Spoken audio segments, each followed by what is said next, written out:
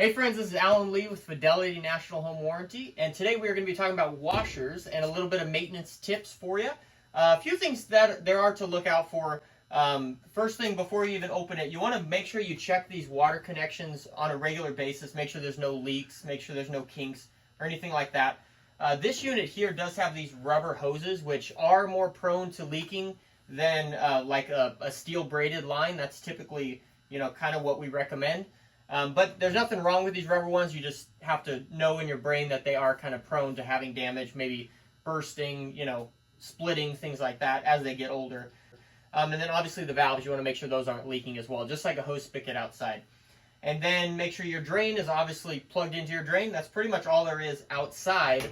But once you get into the unit, you want to really check for a few things. A few things that you can look for just right off the bat is, can you actively see soap?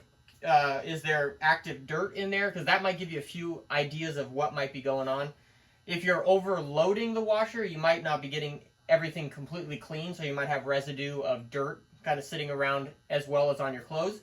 If you can see soap, and a lot of soap, you might be using too much soap throughout your unit. That could be one thing that could really clog up these wash machines, so you want to make sure you're not using too much soap. Oftentimes, the recommendations on the bottles, really that's even too much. You could use a little bit less soap and you could probably be okay.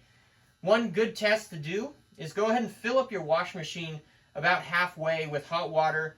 Let it run for a little while, and then take a look in there. If you see kind of soap forming in the water, leftover soap from the last time you washed, then you probably know you're using a little bit too much soap, and you could probably dial it down a little bit. But as far as that goes, there's really not a whole lot to washers. Just make sure that they aren't leaking, make sure that the hoses are in good shape, and also that you don't have any soap residue or dirt residue around. So those are a few things to check out. Hope this was helpful for you guys, and I hope you have a great day.